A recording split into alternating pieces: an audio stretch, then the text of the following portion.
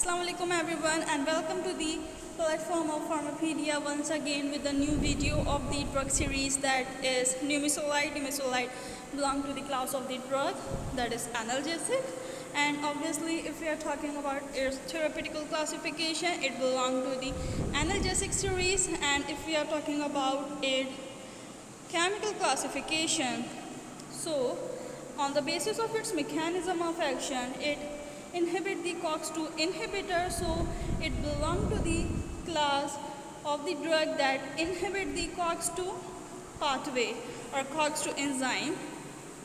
So along with the Numisolide, here you can see the other drug in the same category, that is dicnofenac. As I described previously, dicnofenac is present in sodium and potassium combination. If you still didn't see that video, so go back and first check out that video. Other drug in the same classification, that is a COX-2 inhibitor, is aceclofenac. Along with the aceclofenac, meloxicam and etodolac. So the other classifications in the NSAIDs or the subclassification in the NSAIDs, that is a non-steroidal anti-inflammatory drug.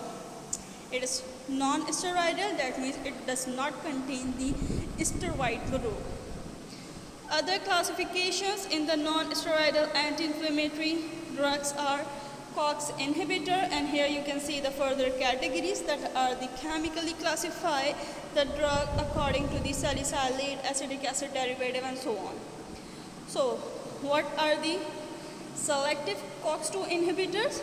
That inhibit the COX-2 pathway only or COX-2 enzyme only. Now if you can see the another classification or the subtype in the NSAIDs, that is analgesic antipyretic with the poor anti-inflammatory actions are paracetamols and metomizole, profenazone and nifopam. What are these? These are the analgesic antipyretic with a poor anti-inflammatory, and obviously these are also belong to the class of the drug that are NSAIDs. So how to remember this classification is, if you can read this point, here you can see, as the name indicates, NSAIDs are those agents which are used to get relief from the pain, inflammation and fever. And as per the COX pathway, we understood that COX-1 and COX-2 ultimately form PGs. You can know these COX-1 and COX-2 have their role to the formation of PG, as I described in the last drug, the complete pathway of the NSAIDs, which initiate the perception of pain and inflammation. So anyhow, if we block or inhibit the synthesis of the PG, we may reduce the inflammation. Although COX-1 is constitutive in nature, thus it always gets secreted without induction of injury and called as a housekeeper, so it's better to inhibit the COX-2 rather than the COX-1. So what is the basic meaning of this paragraph? COX-1 have more beneficial effect than the non-selective drugs. And what are the non-selective drugs? Here you can see the non-selective drugs that are the non-selective COX inhibitor. Now, Numisolide, newer NSAID, is a relatively weak inhibitor of the PG synthesis. There is some evidence to indicate relative COX-2 selectivity. Why? Because it inhibits the COX-2 pathway.